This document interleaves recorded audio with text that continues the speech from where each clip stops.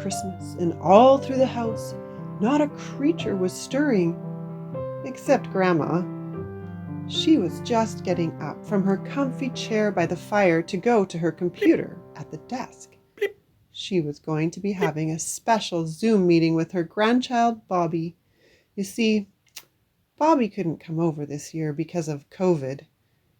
Everyone had to stay in their own homes to make sure that they didn't spread sickness to each other. But Grandma figured they could make the most of a family Zoom call. She started up the meeting, and it wasn't long before Bobby's smiling face was there on the screen. "Hi, Grandma," Bobby said excitedly. "Oh, Bobby," Grandma said, hiding a tear. "It is so good to see you. You must be so excited about Christmas." "Oh, yes, I can hardly wait till tomorrow. And all the presents, there are so many." Grandma listened as they happily rambled on. It warmed her heart to see the excitement of this precious child, even if it was just on a screen. Then Grandma had an idea. "Bobby, do you remember how Grandpa used to tell his favorite part of the Christmas story? I remember him saying..."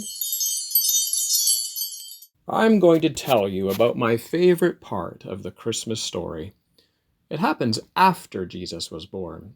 Yes, after Jesus' birthday, when he was a toddler, just a little tyke, maybe 1 or 2 years old. Some fancy people showed up from the east. Magi, they were called. Some called them kings. I call them the 3 wise guys. They might not have been 3. They might not have been guys, but they sure were wise. They figured out from the night sky that there was a new king being born in Judea, the land of the Bible. So they trekked off from their home country on an epic journey. Who knows? Maybe they met elves and dwarves on the way, eh? Maybe a dragon or 2? Okay, probably not. But you can bet they had adventures. These 3 wise guys followed a special star. Maybe it was like what we saw the other night, Jupiter and Saturn coming together to make a special light in the western night sky. But whatever it was, they followed it until they got to Judea. And there in Bethlehem, they found Mary and Joseph and the baby Jesus. You know what made these guys so wise? They weren't wise guys because they were smart Alex. Oh no. But it also wasn't their fancy robes or their flashy crowns. It wasn't even their figuring ability to read the stars and go on a quest.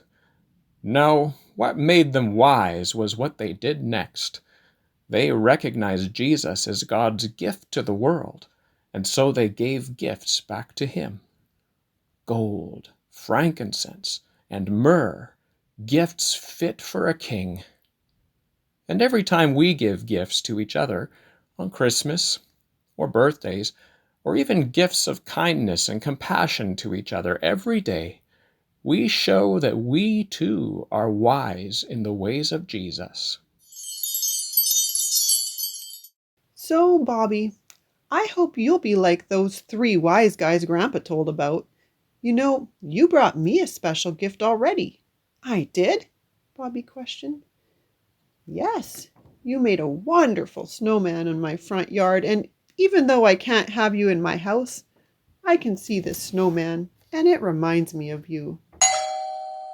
"Oh, Bobby, there's someone at the door, so I'm going to have to go now."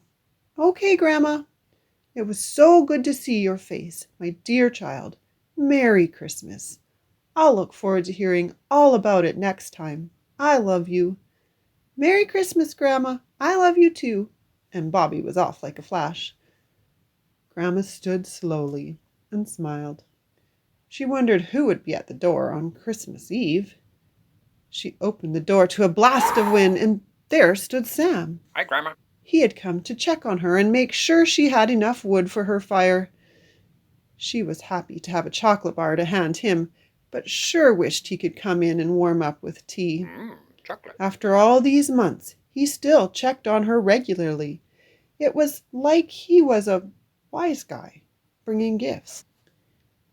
It had been a long day. and an exciting evening, Grandma thought it was time to settle in her chair and savor these moments of Christmas. It was going to be a good Christmas in its own special way.